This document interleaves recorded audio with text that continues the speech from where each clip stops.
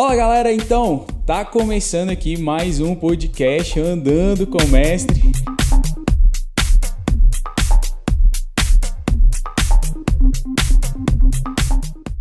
Muito obrigado aí pela sua companhia, por você estar aqui conosco mais uma vez nesse podcast que nós vamos estar apresentando para vocês aqui hoje. E eu quero falar para você que você possa compartilhar e curtir aí, né? Se você gostou desse vídeo, curte aí, compartilha com seus amigos, tá bom? Se inscreva no nosso canal, que assim você vai estar falando pro YouTube que esse conteúdo ele é relevante e ele é importante para outras pessoas, tá bom? E hoje eu tenho o prazer de receber aqui no nosso podcast Andando com o Mestre, o Leonardo de Souza, né? Muito prazer, muito obrigado por você aceitar esse convite. Amém. Bom demais, bem bacana, Ricos, muito obrigado aí pelo convite e assim, gostei muito do projeto aí, Andando com o Mestre, te confesso que não cheguei a assistir nenhum ainda completo assim, sabe? Você me fez o convite na quarta-feira, não deu nem para mim dar uma copiada lá não, para tentar transmitir alguma coisa aqui, mas vi que o projeto é de Deus, bem bacana e eu creio que tem sido e vai ser bem proveitoso na vida de muitas pessoas aí. Amém? Obrigado pela confiança aí. Amém. E é Léo, né? Para os íntimos, para os amigos chegados. E Léo, eu quero fazer a pergunta que eu faço para todos aqui. Como que foi esse início de caminhada com o Mestre Jesus? Conta aí um pouquinho para nós da sua história. Bom, eu não nasci no lar cristão evangélico, vamos dizer assim, né? Então, minha conversão assim mesmo, andando com o mestre, falar a verdade, eu passei analisando um pouco assim eu creio que adolescência para a juventude aí, eu estava num meio assim, meio bagunçado na minha vida, né? Em muitas coisas ruins, vamos dizer assim, em pecado mesmo. Né? E acho que chegou um momento que eu cansei disso, sabe? Por mais que seja jovem, novo curtição, ainda. farra. Exatamente. Né? Eu vivia muito isso daí. E chegou um momento que acho que Deus tocou no meu coração e eu tentei uma mudança. Né? Foi quando eu procurei mesmo uma igreja evangélica. Né? E foi aí que eu comecei a frequentar a Assembleia de Deus e tinha parentes lá, né, tios e tias, então foi um incentivo até para mim estar procurando lá. E você tinha mais ou menos quantos anos? Ixi, eu creio que 17 anos, por aí, né, essa faixa de idade. E assim, como que eu comecei a andar com o mestre? E nesse momento eu aceitei Jesus, né, naquela oportunidade, e ali eu comecei a frequentar a igreja, vamos dizer assim, conhecer um pouco mais da palavra, né, sair do pecado mesmo. Foi lá que eu encontrei a minha esposa atual hoje, né? Tenho 2 filhos, o Arthur de 10 anos e o Enzo de 4 anos, né? Agora sim, falar quando que eu realmente comecei a andar com o mestre, eu vou te falar, eu creio que foi bem recente, viu? Porque você aceitar Jesus ali, tá ali, começar a estudar um pouco da palavra, entendimento, pregação, mas eu acho que eu tinha Deus no intelecto, vamos dizer assim, né? E acho que não no coração. E no coração mesmo, eu creio que foi pouco tempo, de 2015, 2016 para cá. E aí, tipo, você estava lá na igreja, ouvia as pregações, participava do culto, mas de fato uma mudança, uma transformação, né? Se andar com o Mestre Jesus. Foi, creio que mais ou menos nesses anos aí, acho que 2015, 2016. Eu acho que veio realmente num processo assim, onde eu tive um problema sério, né, familiar, justamente por minha causa, né, por eu às vezes trazer coisas do passado para minha vida e acabou atrapalhando meu relacionamento, né. E nesse momento, quando eu tive uma crise familiar com minha esposa e meu filho, vamos dizer assim, e de lá para cá foi que Deus realmente tocou no meu coração. E eu vi que realmente eu precisava mudar porque eu estava perdendo a minha família. Você teve uma crise no seu casamento, uma crise com seus filhos e aí trouxe essa transformação de vida. Conta para nós esse processo aí de transformação, né? Bom, Ricos, eu acho que analisando assim, né, a gente vê Eu creio que quando eu falo assim essa transformação, eu reconhecer Deus como Pai, vamos dizer assim, foi nesse processo. Que muitas das vezes a gente reconhece, está ali até servindo Deus, mas acha que Deus é aquele que está no altar ali, aquele que castiga, né? Mas não reconhece Ele como Pai. Só um Deus de soberania, né? Deus como servo, mas, né? Que você é servo de Deus, mas não considerando Ele como Pai. Eu fazendo uma analogia assim do que eu tenho aprendido muito desse tempo para cá, quando eu passei a buscar mesmo o conhecimento verdadeiro, e há uma diferença grande, né, entre ser servo e ser filho que serve, vamos dizer assim. E é o que muito mais acontece, que a gente vê. A gente tem Deus como Deus e não Deus como Pai. E é igual eu falei, eu conhecia Deus ali como no meu intelecto, vamos dizer assim, mas não no coração, intimamente, né? E há uma grande diferença quando eu falei entre ser servo e ser filho que serve, porque muitas das vezes é uma característica. Às vezes a gente pergunta para uma pessoa quem é Deus, né? E a pessoa geralmente fala: Deus é aquele que está sentado em cima do trono, o Criador do mundo, Ele é Senhor, Ele é juiz. Mas antes de tudo isso, eu dou uma característica principal para Deus, que Deus Ele é Pai. A gente fazendo uma analogia aí do início da criação do mundo, vamos dizer, de Gênesis a Apocalipse, esse foi o plano de Deus sempre, ser Pai, né? E isso não tem plano A, plano B, isso ainda continua sim sendo isso. Vou te dar um exemplo. Geralmente, quando a gente vai ter um filho, você vai ter um filho agora, né? Geralmente a gente prepara tudo, arruma um quartinho, né? Aquela coisa, enfeita aqui, enfeita ali. Às vezes é um quartinho de bagunça, tira tudo, joga fora. Aqui é o quarto do meu filho. Você prepara para receber o filho ali, né? E eu vejo assim, analisando Gênesis 1 e 2, eu vejo que eu tento pôr uma perspectiva paterna naquilo ali. É Deus criando o mundo, depois que Ele criou tudo perfeito ali, Ele foi e inseriu o filho. Ou seja, Ele tinha um filho unigênito no céu, mas queria ter filhos na terra, né? E com isso veio o pecado, né? A gente sabe disso. E com o pecado, essa filiação acabou sendo desfeita, porque Adão ali foi expulso do Éden, né? E foi desfiliado. E eu li um livro agora inclusive Paternidade, né, da Tânia Teresa, e ela fala muito sobre isso, e eu me identifiquei muito com isso, sabe? Onde ela fala ali que muitas das vezes a gente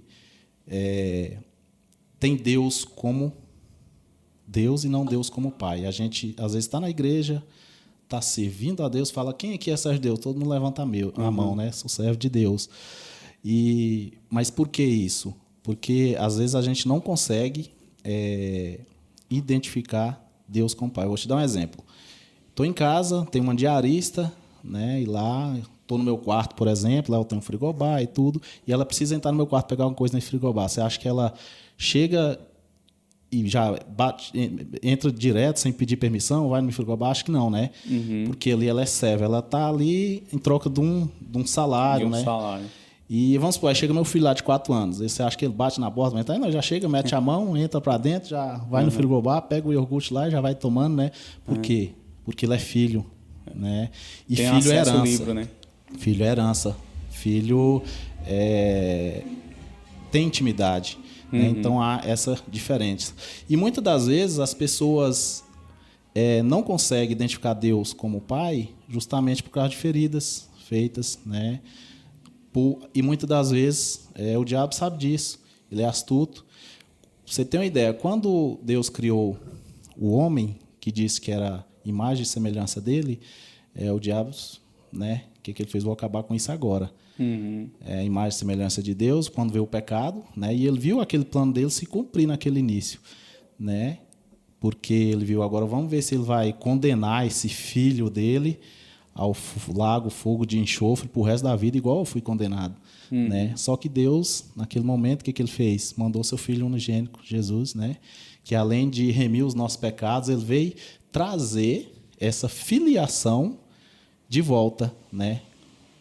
Tinha um plano de redenção, né? Um plano de redenção. Você falando isso aí, cara, é muito legal, porque, assim, Jesus, ele vai falar várias vezes, né? Assim, a primeira vez que nós vemos, na verdade, na Bíblia, a palavra Pai, foi quando Jesus ele veio ao mundo, né? Aí ele vai ensinar os discípulos, né, a orar, e ele fala assim, ó, quando vocês orarem, orem assim, Pai nosso que estais no céu. E aí, naquele momento que os discípulos ouviram aquilo, eles ficaram assim, uau, como assim? Né? Por quê? Porque isso era uma intimidade muito grande. Porque se ele estava falando assim que Deus era pai, então significava que ele era filho. Se ele era filho, ele era como Deus. Estava se considerando, né, como Deus. Então, tipo assim, isso era um absurdo naquela época. Isso era uma coisa Exatamente. Totalmente fora de lógica ou de cogitação. Exatamente. Porque aquelas pessoas elas não estavam acostumadas a ver Deus ou não tinha essa liberdade de ver Deus como Pai. Né, como só via Deus como Senhor dos exércitos, né? Senhor da paz, Senhor da guerra, mas não via o Deus como um pai que cuidava e zelava pelos seus filhos. A não ser quando você olha para o Velho Testamento e que você vai ver aquelas pessoas que realmente tiveram intimidade com Deus de uma forma assim tão expressiva, né? Ou uma intimidade com Deus de verdade, assim, como você olha para Davi. Cara, você vê Davi clamando a Deus como um pai. Isso. Né? Ele clamava a Deus, orava a Deus, pedia a Deus como um pai pede para um filho. Né? Misericórdia, para que ele não abandonasse. Quando você vê Moisés conduzindo o povo, né, pelo deserto, né, para até chegar à terra prometida, você vê Moisés ele clamando a Deus como um pai. Senhor, se o Senhor não for, eu não quero ir. Né? Tipo assim, pai, se o senhor não for comigo, se o senhor não pegar aqui na minha mão e não for, eu não tem como ir, Exatamente. Né? E é muito bacana isso aí. E uma coisa que é interessante você falando isso daí, e quando eu falo que o diabo percebeu que se você se considerar como filho, Deus fala que aquele que nascer do ventre de uma mulher será capaz de pisar no rabo da serpente. Né? Você falando isso aí, eu me lembrei disso. E o diabo percebeu, sabia disso, né?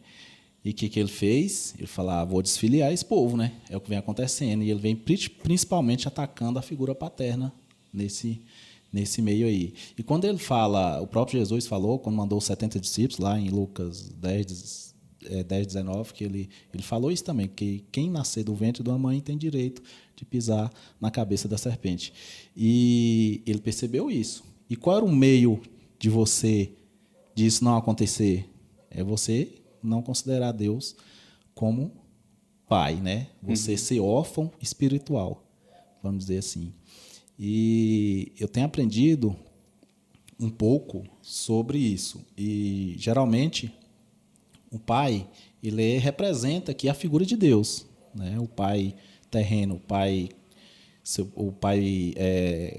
vamos dizer assim, na terra, seu pai carnal sim. Mesmo, né? Ele representa a figura de Deus. E geralmente a gente recebe tantas, às vezes, mágoas, né, que ficam gravadas em nosso coração. Pais, querendo ou não, principalmente o pai, ele tem o poder de amaldiçoar o filho. Às vezes, na hora da raiva ali, que chama o menino de burro, né? Algo nesse sentido, e vai ferindo o coração dessa criança. E como vai ferindo o coração, ela vai carregando isso para ele. Tanto o poder de abençoar como de amaldiçoar, né? E quando fala em abençoar, tá aqui, ó. Poder da bênção dos pais. Tenho aprendido muito com esse livro, tá? E isso aqui me ajudou muito. Hoje eu abençoo meus filhos, tá? É muito tremendo. Tem a nossa amiga Aline que faz um workshop sobre isso aí, e é muito bacana. A gente tem aprendido a abençoar os nossos filhos, né? E cuidando muito para que não profere palavras de maldição. Né? Léo, e você falando assim sobre esse despertar, né, para isso, qual que foi assim o start assim que você falou assim, cara, eu preciso de transformação. Peraí. as coisas que não tão certas. Qual que foi o start, assim, que falou assim, cara, peraí, tem alguma coisa errada. Eu tô servindo ao Senhor, tô buscando ao Senhor e eu tô perdendo minha família? Como que foi isso? Bom, cara, infelizmente é o que acontece muito, que a gente vê hoje muito na nossa sociedade. E querendo ou não, a gente está na igreja, mas está na sociedade e a gente vai trazendo isso de fora para dentro da igreja, para dentro do nosso lar. E eu era um cara, o seguinte, eu achava que, tipo assim, machão, né, homem demais, pagava todas as contas, achava que isso era o bastante, né? E deixava que minha esposa se virasse, vamos dizer assim, né? Com o restante, na criação do nosso filho. Nessa época eu só tinha o Arthur ainda e deixava muito a desejar. Pra você ter uma ideia, eu saía de casa, meu filho estava dormindo e chegava em casa, ele estava dormindo. Ou seja, quase nunca via ele. Quase nunca vi.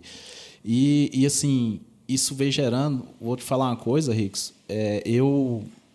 Falar a verdade, eu tinha medo de ter filhos, sabe? E é algo que me atrapalhou muito na minha relação com meu filho Arthur. Porque isso que a gente vê no mundo hoje, né? É muito complicado, drogas, né? Filho desobedecendo pai, pai desobedecendo filho. Então eu tinha muito medo. E eu acho que o diabo escutou isso. Alguma vez no meu coração, na minha mente, eu falei isso e acho que ele escutou isso, né? E pra você ter uma ideia, questão de perdão faz toda a diferença na vida. Porque perdão é libertação na nossa vida. Eu acho que quando eu era criança, creio aí que meados de 6, 7 anos, eu tinha um coleguinha, né, na minha rua, onde eu morava, e lá o pai dele tratava ele com tanto carinho, sabe? Abraçava ele, beijava ele, sabe? E meus pais não foram assim de carinho. Carinho que eu falo assim, toque físico, né, de palavras. Eles não tiveram... demonstração mesmo, né? Demonstrar esse carinho, esse amor. Exatamente. Né? Eu tenho entendimento que eles não têm culpa disso, né? Até porque eles também foram criados desse jeito, né? Sim. E eles também têm traumas, né? Que veio carregando com isso. E a partir daquele momento, eu criança, eu consegui identificar isso agora, né? Com meu filho já com 6 anos de idade praticamente. Que em algum momento da minha vida, eu tinha dito essa palavra, né? Quando eu tiver um filho, eu quero ser igual o pai do meu colega aqui. E o que aconteceu? Veio meu filho. Você acha que foi assim? Totalmente diferente. Criou uma barreira tão grande entre eu e meu filho que a gente não conseguia ter intimidade, toque físico um com o outro, né? E foi quando eu percebi que eu precisava perdoar meus pais, principalmente meu pai, né? E liberar o perdão mesmo. E eu vou te falar uma coisa. Quando eu fiz isso, foi como se tivesse um muro, eu de cá, meu filho dali, e essa parede entre nós. Quando eu fiz isso, essa parede caiu sobre terra. A nossa ligação automático, assim, não precisei fazer mais nada. O nosso relacionamento melhorou, assim, 100%, sabe? E quando eu falei que deixava a minha esposa se virar, né? Tipo assim, era o provedor, chegava em casa, eu queria ser não queria saber de nada, de confusão, do que estava acontecendo, ela tinha que se virar, né? Porque eu chegava em casa, levava trabalho para casa, né? Queria descansar, e muitas das vezes a gente está... Em todo tempo a gente está ministrando, né? Seja fazendo um negócio, ministrar nada é mais que isso, conversar também, né? Sim. E chegava em casa, eu, tipo assim, não queria mais ministrar para minha esposa, não queria escutar ela, meu filho muito menos, né? E isso foi desgastando, foi a hora que a gente teve os problemas. E muitas das vezes a gente leva para outro extremo, né? Por exemplo, uma família que às vezes vem de uma dificuldade financeira, não sei se for o seu caso, mas, por exemplo, às vezes um pai ou uma mãe que vem de uma dificuldade financeira, ou quando ele consegue atingir esse alvo, esse objetivo financeiramente falando, né? E aí o que acontece? Muitas das vezes fala assim, não, eu vou dar para o meu filho aquilo que eu não pude, aquilo que eu não tive oportunidade. E aí se dedica tanto ao trabalho que esquece o outro lado, né? Que o filho precisa de amor, carinho, correção e tudo mais. Então, geralmente é o extremo, né? Ou eu passo miséria demais e não tenho condições de dar, né, uma vida melhor para meu filho, né? Provisão. Ou então eu tenho a provisão, mas não consigo dar o carinho, o afeto, o amor, né? A companhia, que isso vale muito mais que qualquer dinheiro, né? Geralmente a pessoa, quando hoje em dia, né? Vou ter um filho, agora eu vou ter que trabalhar mais para dar uma casa melhor para ele. Vou trabalhar mais, dar um carro melhor, vamos precisar de mais conforto, né? E eu tenho aprendido que, tipo, na verdade, eu tenho aprendido a obedecer, né? E a partir do momento que eu fiz isso, obedecer em todos os sentidos, né? Principalmente da palavra. Essas coisas foram acrescentada na nossa vida de meio espiritual automático mesmo assim. Para você ter uma ideia, meu filho, ele sofreu muito com a gente, a gente, igual eu te falei, a gente saía cedo, né? E só voltava de noite. E aí, no caso, eram os dois. Você e sua esposa. Exatamente. Minha esposa tinha uma escala de trabalho trabalhava um dia sim, outro não. Mas o dia que ela não trabalhava, era estressada demais, sabe? Com ele. Então, ele sofreu muito com isso, né? Ela trabalhava na área de saúde. Na área de saúde. Então, nós tomamos uma atitude, Ricos, que hoje em dia, se eu falar isso no mundo afora, aí você fala, vocês são loucos fazer uma coisa dessa. Quando nós tivemos outro entendimento, né? Melhoramos o nosso relacionamento, buscamos mais ser fiel e obedecer, igual eu te disse, e tivemos outra visão, né? Ela engravidou de novo, né? Veio o filho, o Enzo agora, e quando ela engravidou, assim que meu filho nasceu, aí nós tomamos uma atitude para ela largar o emprego dela, né? Porque geralmente a pessoa, filho, criança, né? O que nós ia fazer? Tinha que pôr ele numa creche, né? Ia ser o primeiro a chegar, a pegar ele na creche, e o último a buscar praticamente, né? E nós vimos que nós estávamos fazendo errado. Aí tomamos uma atitude, não foi fácil, sabe? Principalmente para ela, sabe? De que precisávamos abrir mão do emprego dela. E a gente fica preocupado, né? No financeiro. Infelizmente, a gente fica, nossa, acho que nós não vamos conseguir, esse valor que ela recebe vai fazer falta. E eu vou te falar, meu irmão, depois que nós fizemos isso, a nossa vida, em todos os aspectos, espiritual, financeiro, melhorou 100%. Hoje a minha esposa está praticamente integral para cuidar dos nossos filhos. E eu falo que, graças a Deus, Deus me deu uma oportunidade de eu conseguir consertar com a minha família, com o meu filho mais velho, o Arthur, e ter a oportunidade de ter outro filho e ele praticamente não passar por esse processo todo de trauma que a gente passou para o filho mais velho, mas deu a oportunidade da gente consertar com esse filho também, né? E, falar a verdade, é maravilhoso assim, a gente dedicar tempo para os nossos filhos.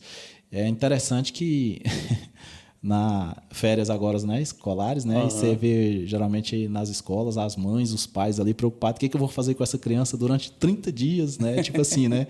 É a preocupação, né? Porque a escola ali é um alívio para eles, né? Pois para nós é a melhor coisa do mundo. Né? Vieram as férias, aí nós fizemos uma programação, sabe? Eu com meus filhos, um dia pescar, outro dia acampar, outro dia ir para a roça, né? Outro dia ir para o cinema, né? Para nós assistir filme até mais tarde, né? E assim, eu sei que eu estou plantando amor e eu sei que isso vai voltar para mim. Isso tem feito uma diferença enorme na nossa família e na nossa vida. É verdade. Cara, bacana você falar isso, assim, porque eu creio que tem vindo assim, um despertar, né, principalmente nessa relação assim, paterna, né, das pessoas. E quantos traumas, né, você mesmo conta sobre isso, mas quantos traumas ocorrem porque, assim, talvez se você não tivesse tido esse despertar, assim, cara, eu preciso de mudar, eu preciso de transformar. Exatamente. Hoje talvez você não estava nem casado e aí o trauma seria muito maior, né? Porque aí você teria hoje 2 filhos sem um pai presente, com a mãe, com os pais separados, e esse trauma seria ainda muito maior, né? Com certeza. E como é necessário a gente trazer esse período, trazer essa informação, né, para os pais, para que os pais possam se posicionar, entender que não é só ser provedor, né? Essa provisão que a Bíblia fala não é só financeira. Exatamente. Né? É a provisão emocional, é a provisão de educação, né? de ensinar, de você realmente se posicionar ali como homem, mas não é só, que nem você falou, o machão que chega ali e dá ordem e tal, não tem nada a ver com isso, né? Tanto que Jesus ele vai falar assim, Paulo vai dizer assim, ó, você deve amar sua esposa como Cristo amou a igreja. Aí quando você vai olhar para Cristo, como ele amava a igreja, né? Não tinha nada a ver com isso, com essa posição, com esse machismo que às vezes a sociedade hoje em dia prega, né? Exatamente. E isso tem trago um prejuízo muito grande para as famílias, né? Aí nasce também do outro lado o extremo, como eu falo. O problema maior de tudo isso é sempre o extremismo, né? Ou é o machismo ou é o feminismo, que aí leva para o outro extremo. Ah, eu não preciso do homem, eu não dependo do homem, eu sou independente e tal. E aí a mulher começa a criar essa independência que, na verdade, é só uma carência, né, da falta da paternidade, né? Exatamente. Na vida delas. Então começa a exercer assim, sempre o extremo das coisas que acaba trazendo, prejudicando a família, né? Exatamente. Acho que interessante o que vem acontecendo no mundo hoje, né? Essa falta de compromisso, principalmente na área paterna dos pais, né? Os pais não querem sair da zona de conforto, vamos dizer assim, né? E assumir essa responsabilidade. E a partir do momento em que ele se omite a isso, alguém toma as rédeas disso. E geralmente é a esposa, né? Às vezes até o filho mesmo, né? E eu vou falar para vocês, não é coisa minha, não é machismo meu, mas querendo ou não, isso não é o papel da mulher, da mãe, isso é papel do pai. O pai é o sacerdote do lar, o pai é que tem que ensinar a palavra de Deus, o pai é aquele provedor, sim, mas aquele que cuida, né, e faz toda a diferença. Vou te dar um exemplo, o ensinamento, geralmente, quando vem da minha esposa, principalmente na área da Bíblia espiritual, parece que tem um entendimento, eles entendem, bacana, mas a partir do momento que eu falo, parece que desperta mais. Tem né? autoridade, né? Exatamente. Né? E graças a Deus eu consegui a tempo, né? Identificar isso daí. Né? E Cara, vem mudar a nossa vida. E tipo assim, se você pensar bem, se a mulher ela entendesse, né, se a mulher entendesse esse papel fundamental do homem, ela não queria viver esse lado, né, o feminismo e tal, sou independente e tal. Porque isso, na verdade, alivia o fardo dela, né? O fardo de tipo assim, só ela que tem que fazer as tarefas de casa, tem que educar o filho, tem que correr para cá, para lá, né? Então, assim, isso, na verdade, aliviaria o fardo que ela tem que carregar, né? E isso facilitaria, né, o desenvolvimento das famílias, dos filhos, dos homens. E o homem que tem essa posição mesmo, né, de ensinar o caráter, de ensinar ao filho até princípios, né? Ensinar princípios dos filhos, né? Que é interessante, uma coisa também que serve até de testemunho, que igual eu falei para você, eu tinha medo de ter filhos, né? E hoje eu tenho um entendimento totalmente diferente, né? A minha preocupação hoje não é com os bens materiais que eu vou deixar para meus filhos, Sim. né? Mas que tipo de filhos que eu vou deixar para esse mundo. E a gente está precisando deixar filhos para esse mundo para fazer a diferença. Você vê como que está aí, né? Tudo investido, né? Pra você ter uma ideia, um amigo meu, acho que um tempo atrás, ele foi fazer uma entrevista de emprego com jovens entre ali 18 anos, e ele disse que num dia ele entrevistou 10 jovens, né? Sabe quantos moravam com pai e mãe dos 10? Você tem ideia? 3. Nenhum. Ele disse que entrevistou 10 no dia, nenhum morava com pai e mãe. Ou era só com a mãe, ou é mãe com o padrasto, ou era avó, ou era avô. Ele ficou impressionado. Num dia que ele entrevistou 10, nenhum morava. Aí eu te falo, como que ele vê Deus como pai se ele não teve uma figura paterna, né, aqui na terra, físico, né, para mostrar isso para ele, né? E é a hora que vem os conflitos, né? Geralmente, principalmente criança, adolescente, ele até está na igreja ali, canta ali, né? Eu quero é Deus. Mas quando fala assim, ele não tem capacidade nem de fazer uma oração com Deus, porque geralmente ele tem traumas com o pai físico dele, né?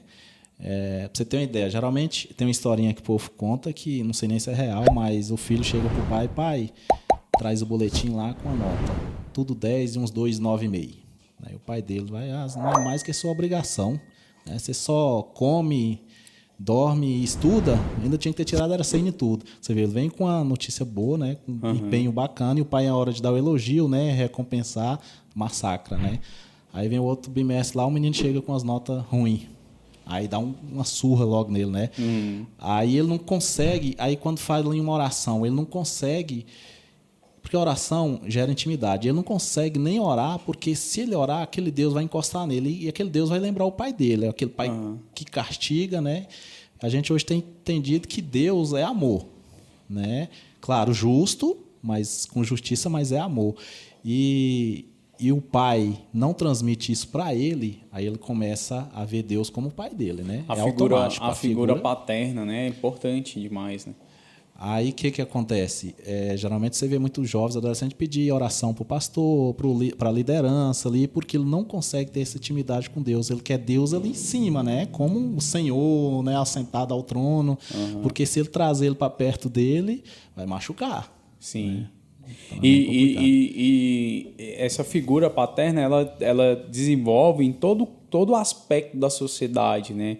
Por exemplo, quando você tem a figura paterna de um pai dentro de casa, aí você vai para a sociedade, você vê um policial, você fala, cara, aquele cara é protetor, né? Exato. Você vê um bombeiro, aquele cara ali é o que vai cuidar, porque a representação do pai dentro de um lar, dentro de uma casa, ele vai transmitir, ou ele vai fazer com que isso reflita em todo o aspecto da sociedade, né? Agora, se você tem um pai que passa o outro para trás, que rouba, que bate, que xinga e tudo, você vai levar isso para toda a sociedade. Não, o policial só serve para bater, para matar, né? E tal. Não, todo mundo é ladrão, quer me passar para trás, quer me... né? Então, assim, todo aspecto da sociedade você vai levar, você vai refletir pelo aspecto do pai que você teve dentro de casa. Exatamente. Só um pequeno testemunho da minha vida agora. Aconteceu bem recente, né? Eu falei para você que eu tinha medo de ter filhos, mas hoje, com o entendimento nós estamos com o Arthur de 10 anos e o Enzo de 4. Decidimos ter outro filho. A gente queria ter uma menininha, né? Aí minha esposa engravidou em novembro, né? E é tão interessante que aí a gente vem com outro conhecimento, né? E é tão importante a gente frisar isso, que a gente vem com outro entendimento, questão de abençoar os filhos. Meus filhos, eles não foram abençoados assim no ventre, né? Que eu não tinha esse entendimento, né?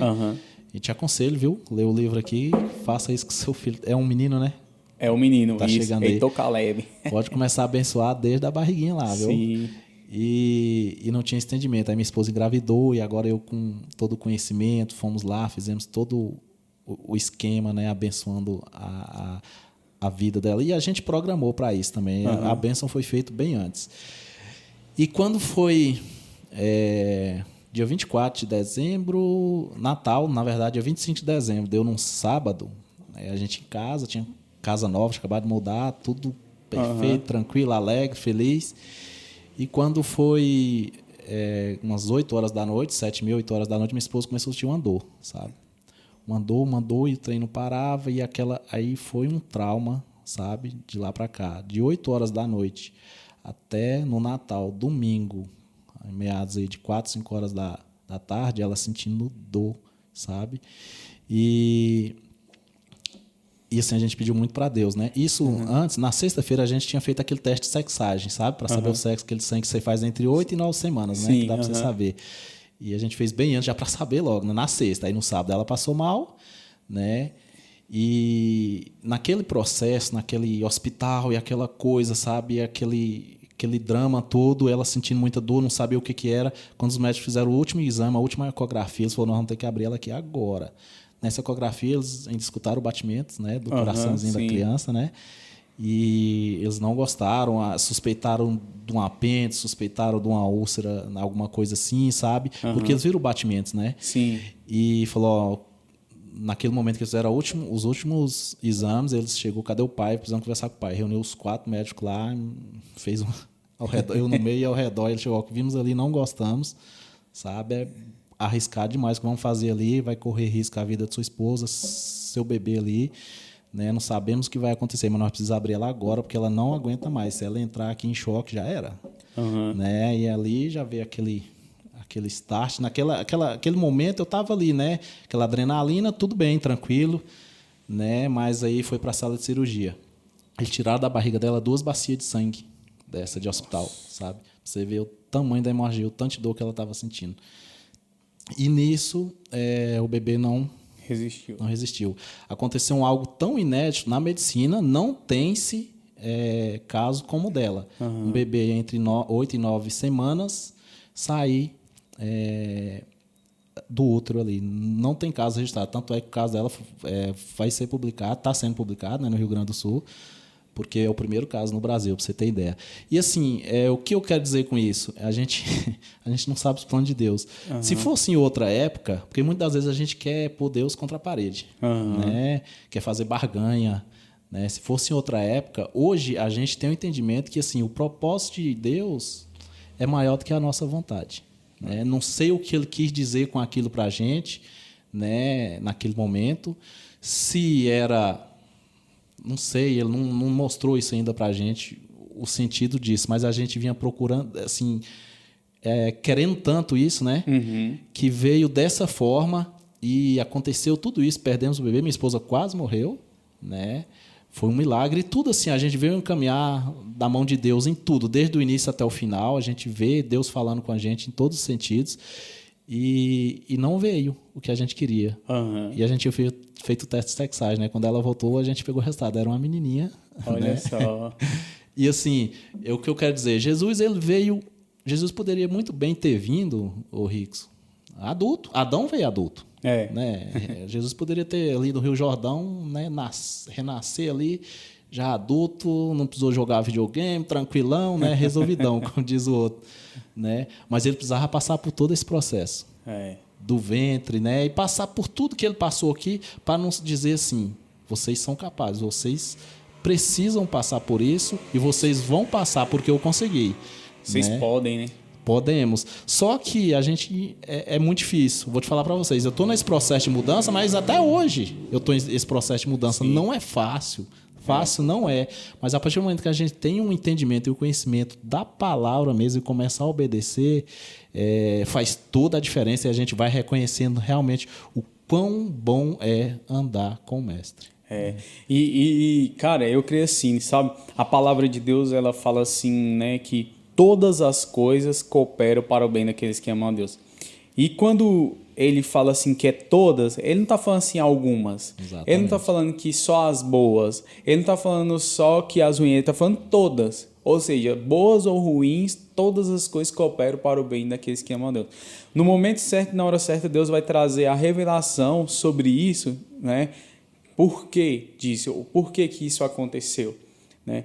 Então, assim, no momento certo, Deus vai trazer a existência sobre essas coisas. E aí a gente vai poder entender, cara, foi por isso que eu passei. E outra, se Deus não trouxer também o entendimento, ele é Deus e ele continua sendo Deus. Exatamente. Né? E nisso nós vamos sair dali fortalecidos, nós vamos sair dali. E eu creio que a diferença quando nós passamos por dificuldade ou por luta é exatamente isso, essa nossa confiança, né, em Deus, de que Ele é poderoso para resolver, de que Ele é poderoso para fazer, né, infinitamente mais. E eu creio que esse processo de mudança ele é contínuo na nossa vida. Né? Sim. Enquanto nós estivermos aqui nesse corpo corruptível, nós vamos continuar passando por um processo de mudança e transformação. E isso vai ser até que Jesus volte, né? Seja para nós ou seja para a igreja. Né? Exatamente. Então, nós precisamos realmente passar por esse processo de transformação. Cara, eu queria te fazer uma pergunta, assim, porque é interessante a gente ver esse lado, né, do pai, o nosso, de transformação. Mas como que foi, assim, para o seu filho receber essa mudança, esse impacto, assim, de transformação? Como que foi para ele, assim, a reação, né? É engraçado, né? Eu cheguei até a perguntar para ele, né, um tempo atrás. É igual eu tô falando, a gente está numa batalha espiritual tão grande que eu creio que a partir do momento que você toma posição, ela acontece. Né? E o que você faz aqui, com palavras, né, alcança o céu. E foi algo natural. Tipo assim, é igual eu te falei, foi quase que automático. A partir do momento que eu me propus mesmo a tomar as rédeas e a perdoar, quando eu falo que perdão é libertação. Vou te dar um exemplo. Tem o curso Homem ao Márcio que a gente tem na igreja da UDF lá. Ele conta uma história lá do autor do livro que um pai e uma mãe pediu ao pastor uma oração, né, para os filhos dele que era alcoólatra. Né? E o pastor, antes de fazer a oração, perguntou para o pai: o senhor já foi alcoólatra? E ele: sim. E os seus pais, você já pediu perdão para os seus filhos? Ele: não, eles já me perdoaram, tá tranquilo. Né? Aí ele fala: não, mas você já pediu perdão verdadeiramente e eles te perdoaram verdadeiramente? Eu creio que não. Então, antes de fazer a oração, eu quero que você peça perdão para eles. Né? Porque o perdão, o pecado, ele não é hereditário. Mas se você não perdoar e não pedir perdão, ele acaba retendo para você e você acaba transmitindo isso de pai para filho, de mãe para filho, de uma geração para outra geração. Para outra geração. Ele conta um caso também de uma igreja que teve problema com o pastor e vinha pastor e outro pastor e sempre tinha problema, porque eles não perdoavam aquele primeiro pastor. Ele conta uma história também de um rapaz que teve um problema com um sócio e o sócio pegou o dinheiro e fugiu, né? E enquanto ele não perdoou esse sócio, ele não prosperou também, né? Porque ele ficava retendo aquilo para a vida dele. Conta uma história também de uma mulher que, numa das pregações lá, ela entendeu isso, ela vinha passando um processo com as filhas dela insuportável, mas ela percebeu que ela estava fazendo a mesma atitude da mãe dela, né, com as filhas delas. Então, estava no mesmo processo. Enquanto ela não perdoou a mãe dela, ela não conseguiu a mudança. Conta também a história lá de um cara que ficou mais de 35 anos sem conversar com o pai. O pai morreu sem conversar com ele, né? E ele, com a filha, teve o mesmo problema. A filha dele até mudou de cidade e ele sem conversar com ela. Enquanto ele perdoou o pai dele morto, quando ele teve o processo de perdão mesmo com o pai dele, ele não conseguiu se aproximar da filha dele. A partir do momento que ele fez isso, ele conseguiu reatar com a filha dele. E quando eu falo isso do perdão, quando eu falo para vocês, foi uma coisa tão simples com meus pais ali, coisa tipo assim, eu falar, isso é besteira, mas atrapalhou a minha vida. Coisa assim, sim, por causa aquele sentimento que eu tive quando eu falei quando era criança, quando eu tiver um filho, eu vou ser carinhoso e tudo, e não conseguia, mas a partir do momento que eu perdoei os meus pais, principalmente o meu pai por isso, foi automático. Aí você perguntou sobre o meu filho, né, como que foi a reação dele. Eu nem consigo te dizer, porque foi tão natural que ele, assim, eu tive até a capacidade de perguntar a ele, sim, esse tempo atrás, e ele não soube nem me responder. Ele disse que não lembra, você entendeu? Ele disse que não lembrava, né? E fiz processo de perdão para ele mesmo, eu abençoo a vida deles e peço perdão por algo que acontece, né? Durante a semana. E perguntei para ele sobre isso. Você consegue ver seu pai antes para agora? Ele disse que não lembra. Você entendeu? Interessante. E, cara, você falando sobre esse processo de perdão, e eu prego muito sobre isso, cara, porque eu acredito muito nisso. Porque eu passei por esse processo, sabe? Tipo assim, de você falar da boca para fora que perdoa e de você realmente ir lá. Porque, assim, eu acredito nesse perdão que ele traz cura. Aí nós temos 2 exemplos na Bíblia, né? Quando o Tiago ele fala assim, para você ir até o seu irmão, confessar o seu pecado para que você possa ser o quê? Curado. E esse é o perdão que traz o quê? Cura.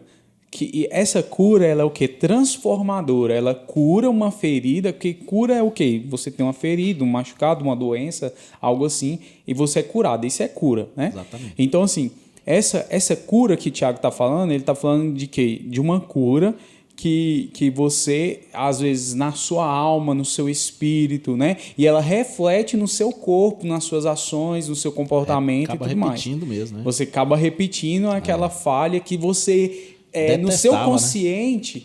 No seu consciente você não gostaria de repetir, mas no seu inconsciente você acaba repetindo. Por quê? Porque não houve o quê? Cura. Exatamente. Então essa é a passagem que fala. A outra passagem foi o próprio Jesus que disse. Ele falou assim: se você tem algo contra o seu irmão e você vai lá ofertar, aí o que você tem que fazer? Deixa a sua oferta no altar e você sabe que o seu irmão tem algo contra você. Vai lá no seu irmão, se conserta com ele, pede perdão para ele, depois vem e traz a oferta. Ou seja, está falando de uma oferta que não é recebida porque você não foi curado. Exatamente. Então, aí está falando do quê? De um processo onde a sua vida ela não prospera, ela não anda, ela não rompe naquela área. Por quê? Porque você não foi curado primeiro. Então, primeiro você precisa ser curado, né? Jesus está falando que primeiro você precisa ser curado para que você possa vencer, possa romper naquela área da sua vida onde você sabe, e porque assim, no nosso inconsciente a gente sabe que a gente precisa passar por aquilo, mas às vezes falta o quê? Força, falta você... E eu falo assim, que esse perdão, onde há cura... Olha só para você ver tanto que ele é importante. Ele fala assim, Tiago fala o quê? Vai lá no seu irmão e confessa.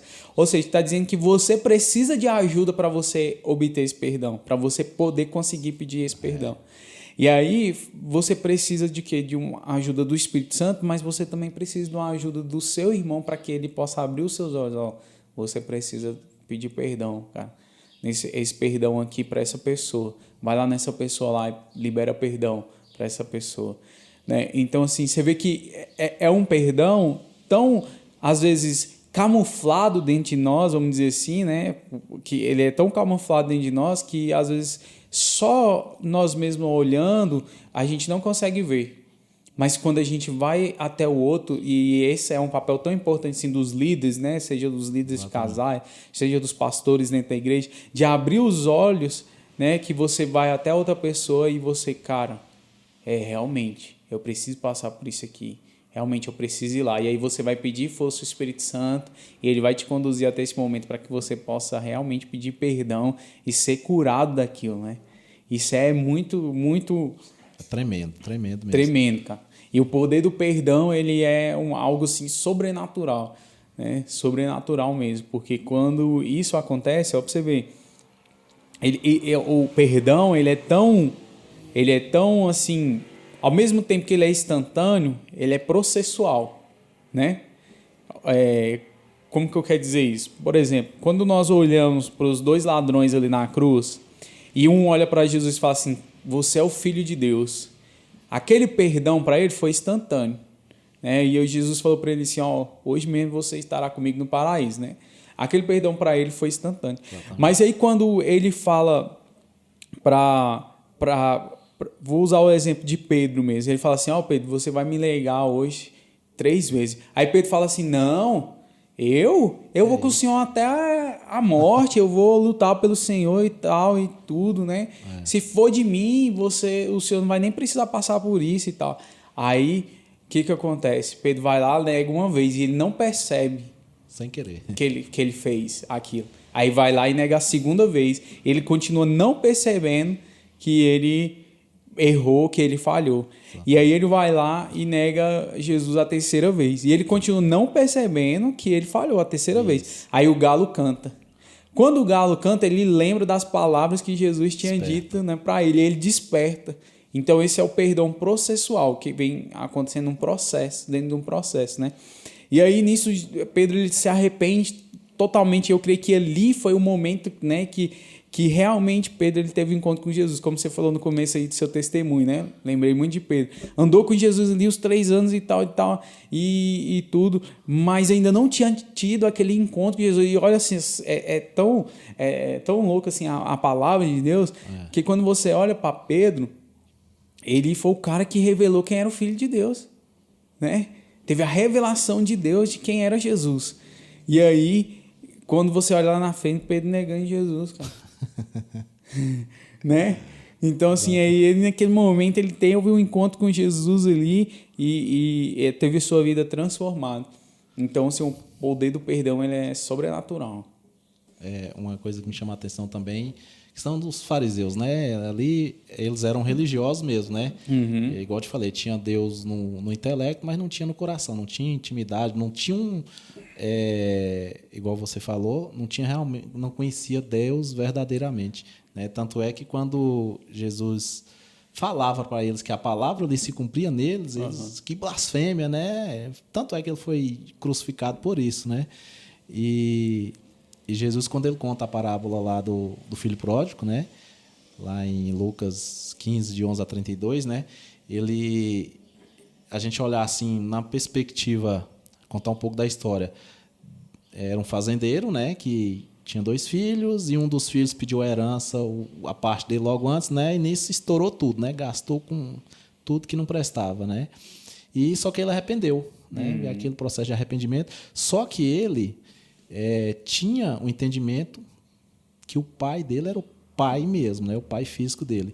E tanto é que quando ele cai em si, que ele está ali à míngua mesmo, comendo comida de porcos ali, ele fala, os funcionários do meu pai lá comem uma comida muito melhor do que essa aqui, eu aqui nessa miséria, né, eu vou lá, vou pedir perdão para ele, falar que pequei contra Deus e contra ele, e quero que ele me atenda pelo menos como um servo dele, como um empregado dele, né, para mim ter pelo menos uma comida digna, né? E ele vai ensaiando isso, né? Chegar lá, eu vou falar para ele que pequei contra ele e contra Deus. E nisso, quando o pai dele vê ele, quando ele começa a falar, pai, me perdoe, pequei contra ti e contra Deus, o pai dele já interrompe ele ali, agora, meu filho querido, você estava morto e voltou. Já dá as vestes, dá a sandália, põe um anel no dedo dele, né? E fala, mata logo lá um novilho cevado lá, vamos fazer uma festa, né? Aí um lado da história, né? Que é a questão, ele teve o reconhecimento, né? Do pecado, né? E foi pedir perdão ao pai dele. Agora vamos ver o outro lado, o outro filho. É o filho que se considerava servo e não filho do pai dele. Por quê? Quando ele vê aquela festa de longe, primeiramente ele nem chega no pai dele, né, de cara. Já pergunta um dos funcionários ali, do empregado do pai dele, o que está acontecendo ali? É o seu irmão que voltou ali, está tendo uma festa ali, ele estava morto e ressuscitou. Mandou nós matar que eu não vi. Mandou a novilha cevada fazer uma aqui festa. E tal. E nisso ele já deu aquela ira, né? E chegou no pai dele, ele nem chega falando, pai, não. Fala, mas eu sempre fui servo do Senhor, sempre servi, estive ao seu lado aqui, e o Senhor dá para ele um novilho cevado e para mim não dá nem um cabreto para mim comemorar com meus amigos, né? Aí a hora que o pai dele chega, filho amado, você está do meu lado, né? Tudo que é meu é seu. Quer dizer, ele não tinha esse entendimento, né? Ele achava, ele considerar o pai dele... Ele podia usufruir de tudo, né? Ele podia muito bem matar um novilho, mas ele não tinha esse entendimento. E que acontece muitas das vezes. O que afasta Deus da nossa vida é a gente achar que Deus não é pai, que a gente não é filho dele, é o que vem acontecendo muito. E a figura paterna atrapalha muito nisso, com traumas, né? Há casos de até abusos, né, de pai com filho. Sim. Né? E isso acaba distanciando essa paternidade, né? Ele considerar, como que vai considerar Deus como pai, se o pai terreno dele ali age desse modo, né? É verdade. E na história do filho pródigo lá, aí ele caiu em si, ele tem um entendimento que, mas tudo era meu, então eu podia muito bem matar um novilho cevado ali, né? Ele não tinha esse entendimento, e nesse momento ele teve esse entendimento. Olhando um pouco, o pessoal fala muito do perdão do filho que se arrependeu, né? Mas olhando a versão dele aí, a gente vê, né, o quanto é importante a gente, sim, se sentir como filho de Deus, porque se você for filho, você tem intimidade e tem direito à herança, e usufruir, né? E usufruir. Interessante, algo bem simples, né? Mas que chama muita atenção. Eu vi um videozinho, né, esses dias na internet, muito tempo, quer dizer, e me identifiquei muito, né? Um cara estava num consultório psiquiatra e lá ele chegou ao psiquiatra e falou, doutor, eu não estou alegre, não estou me sentindo bem, né? Não consigo sorrir. Aí o psiquiatra arranca um bilhetinho do bolso e entrega na mão dele assim, né? Aí ele abre aquilo lá, mas o que é isso, doutor? E lá, esse é um circo aí na cidade. Pensa num circo bom, lá tem um palhaço que eu vou te falar, viu? O cara é 10. Eu saí sorrindo de orelha a orelha. Não tem como você ir lá e não sorrir, não. Aí ele olha pro bilhete assim, doutor, mas sabe quem é esse palhaço aqui? Não, esse palhaço sou eu. Né? Aí naquele momento, tipo assim, aí eu olhando para minha vida, quantas vezes eu fiz isso na minha vida, né? Na sociedade, todo mundo lá fora me considerava, Léo, a gente boa demais, o cara é 10 e tudo, e chegava em casa era diferente. Ou seja, eu era uma farsa. Né? Pros de fora, eu era bonzinho, gente boa, para tudo eu estava pronto. Agora chegava em casa, eu era essa pessoa amarga, vamos dizer assim. A sociedade me via de um jeito, mas em casa eu era de outro. Hoje, sua esposa te via de outro, né? Exatamente. Aí eu te falo, eu venho aqui e falo uma palavra dessa e falar, o Léo é homem de Deus. Não. A palavra de Deus é viva e eficaz. Agora, sabe quem é que pode me dizer se realmente eu sou homem de Deus? Sua esposa e meus filhos. Será que é mesmo? Né? E, assim, graças a Deus, eu digo para você que eu não era. Né? Hoje, eu consigo ver com outros olhos. Né? E já cheguei até a perguntar também, né? Graças a Deus está melhorando, né? Eles é bom ser autoavaliativo, né? E tem mudado e eles têm umas avaliações sim. de vez em quando, né? Porque hoje eu tenho entendimento que meu primeiro ministério não tem outro, Ricos. É a minha família, né? Eu sou mordomo de Deus, né? A esposa lá, a Tatiana, ela não é minha, ela é de Deus. O Arthur e o Enzo, ele não é meu, é de Deus. É um presente que ele me deu, né? E eu, como mordomo dele, eu quero cuidar e quero cuidar bem. Porque quando eu me encontrar com ele lá, ele não vai me perguntar quantos cartões de crédito eu tenho, quantos carros eu tenho, quanto dinheiro eu tenho, não. Mas vai perguntar cadê a herança que eu deixei para você, né? Então, eu quero cuidar bem, né? Eu quero fazer a diferença, quero deixar o meu legado, sim, sabe? Para quando meus filhos estiver aí nessa sociedade, cada dia que vem, você sabe, vai piorando mais ainda, sim, né? E eu quero que eles façam a diferença nesse mundo. E, cara, isso aí, a Bíblia fala assim que os filhos, eles são como flechas, né? Lançadas à mão do guerreiro ali, do herói. Então, assim, o que a palavra está dizendo, assim, é que o seu filho ele tem que ir mais longe do que você já foi. Isso. Né? Se você chegou até aqui, você vai lançar ele para ele poder ir mais longe. Eu já consigo perceber isso no meu filho de 10 anos. Você viu o meu filho lendo... Ele sabe a história da Bíblia que eu nem sei. Interessante. Sabe? É isso. E o filho ele tem que ir mais longe do que você já chegou. Então, se você chegou até aqui, seu filho tem que ir mais longe, né? E aí a gente vê esse exemplo assim... assim, quando a palavra de Deus ela se cumpre na vida da pessoa, né? Aí a gente vê essa palavra se cumprindo em Davi, né? Davi foi o cara que quis construir o templo, mas quem construiu o templo foi Salomão. E Salomão foi muito mais longe do que Davi pôde alcançar, né? Tanto que Davi ele foi o guerreiro, batalhava, né, lutava e tudo mais. Mas Davi ele teve um reinado de quê? De paz. Em Davi era guerra, conquistava pela espada. Em Salomão era pacífico, né? Tem pacífico de paz e tudo mais. Então ele foi muito mais longe. Então, os nossos filhos, eles têm que ir muito mais longe do que a gente, né?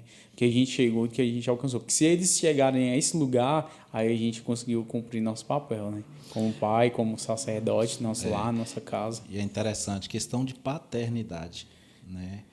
É algo tão forte. Às vezes uma palavra tão pequenininha, mas que, sabe, tem tanto sentido na nossa vida, né?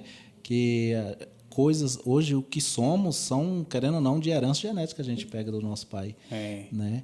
E eu costumo dizer, e a sociedade hoje está tão doente, tão fragilizada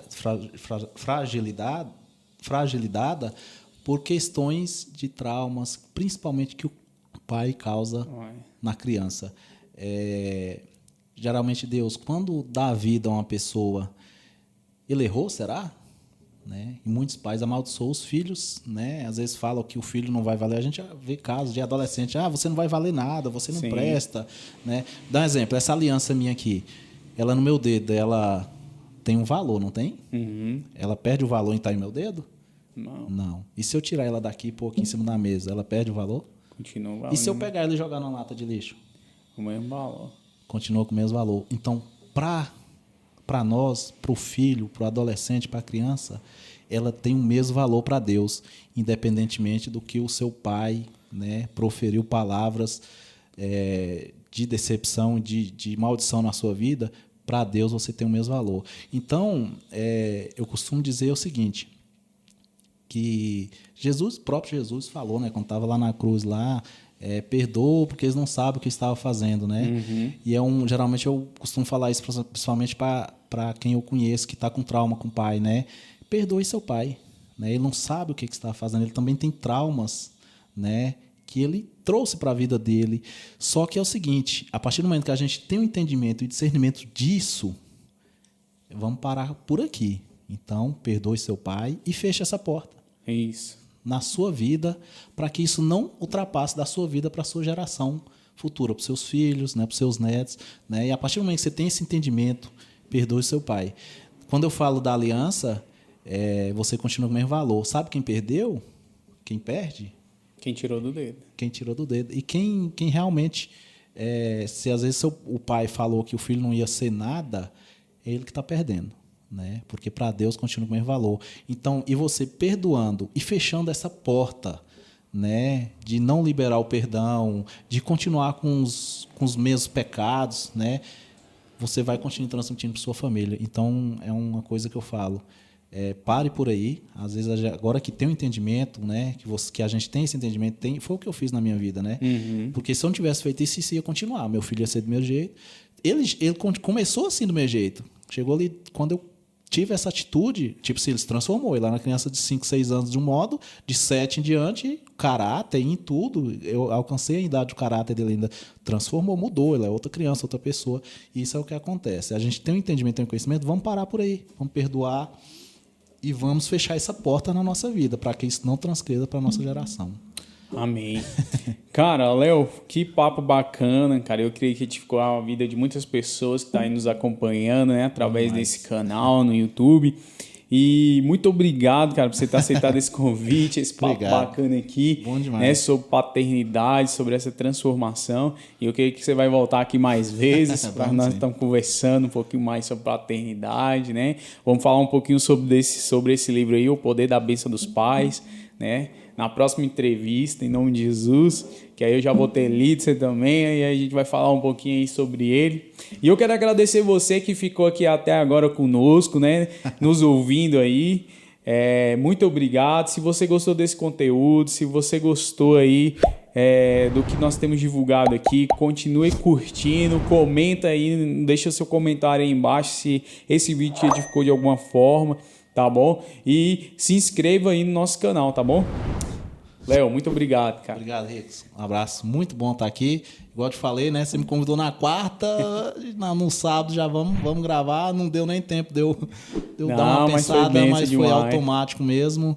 E muito obrigado. O projeto, adorei o projeto. Pessoal, acompanhe aí, se inscreva mesmo, porque vale muito a pena. Eu creio que vai edificar muitas pessoas. Isso é só um início. E Deus tem muita coisa para esse projeto, eu creio nisso. Amém. E é isso aí, fique com Deus e até a próxima. E a paz que excede todo entendimento possa